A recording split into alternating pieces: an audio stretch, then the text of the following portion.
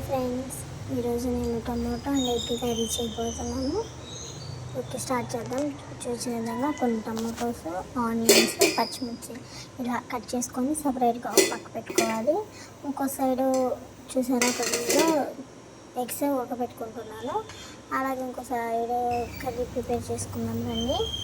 కడాయి పెట్టి దీంట్లో 3 table spoon oil వేసుకున్నాము.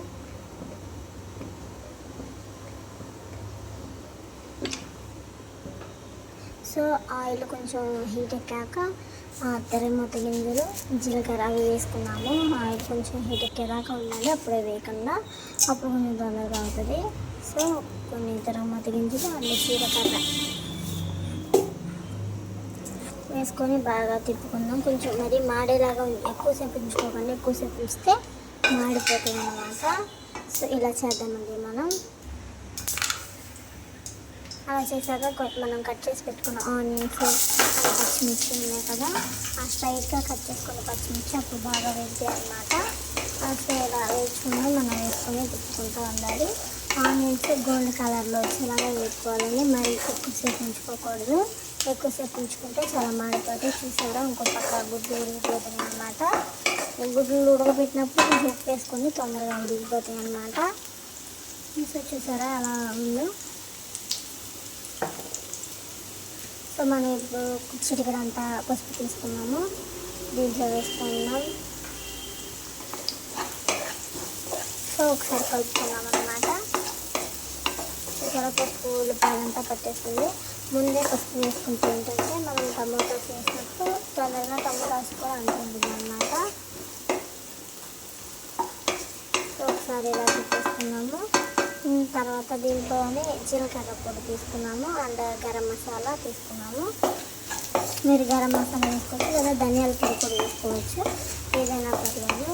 ఇవన్నీ కొంచెం చాలు, ఎక్కువ వద్దు, ఘాటుగా ఉంటుంది అన్నమాట.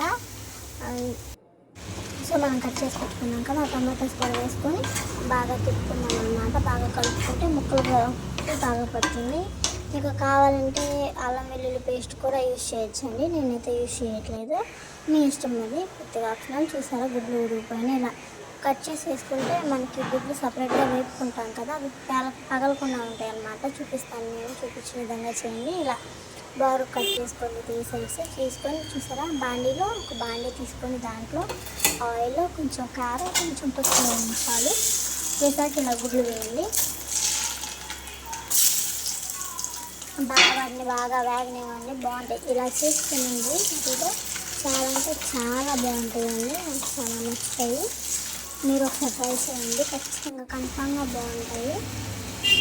సో ఇంకో పక్క మనకి ఉడికిపోతున్న టమాటాలు, కొంచెం సాల్ట్, కల్లుప్పు వేసుకోకండి దీంట్లో, ఎందుకంటే మనం కర్రీలా చేసుకుంటున్నాం కాబట్టి కడాయిలో కల్లుప్పు వేసుకుంటే నోటికి తగులుతుంది. సాల్ట్ అయితే చాలా బాగుంటుంది. కొంచెం 2 టేబుల్ స్పూన్ కారం కూడా వేసుకున్నాం ఒకేసారి. మీరు కావాలంటే కల్లుప్పిని మిక్సీలో వేస్తే సాల్ట్లో పొడి అయిపోతుందండి, అలా కూడా వేసుకోవచ్చు, సాల్ట్ ఇష్టం లేని వాళ్ళు.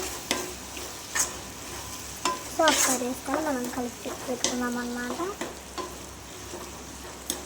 ఆ మసాలాలన్నీ కూరకు బాగా పడతాయి, చాలా బాగుంటుంది కర్రీ. ఇలా చేసి ట్రై చేసి కామెంట్ చేయాలి కన్ఫామ్గా ఎలా ఉందో, మీరు ట్రై చేసి. సో మూత పెట్టేసుకున్నాం, ఒక 2 మినిట్స్ మూత పెట్టేసేసుకుంటే టమాటాలన్నీ వాటర్ అన్నీ బయటకు వచ్చేస్తాయి అన్నమాట.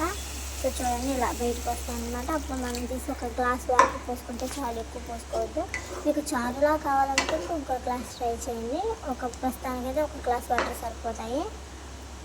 సో ఇలా మనం కలిపి పెట్టుకున్నాక మనం వేపించుకుని గుడ్లు పెట్టుకున్నాం కదా పక్కన, అవి వేసుకున్నాం దీంట్లో. సో ఇలా వేసుకొని తిప్పి పెట్టుకొని 5 to 10 మినిట్స్ మూత పెడితే చాలు, మన టొమాటో ఎగ్ కర్రీ రెడీ అయిపోతుందండి. చాలా బాగుంటుంది, మీరు కూడా ట్రై చేసి కంపల్సరీగా కామెంట్ చేయండి ఎలా ఉందో. అలాగే ఇది నా ఫస్ట్ ఛానల్ అండి, సబ్స్క్రైబ్ చేయండి ప్రతి ఒక్కళ్ళు, అండ్ షేర్ చేయండి, కామెంట్ చేయండి, లైక్ చేయండి.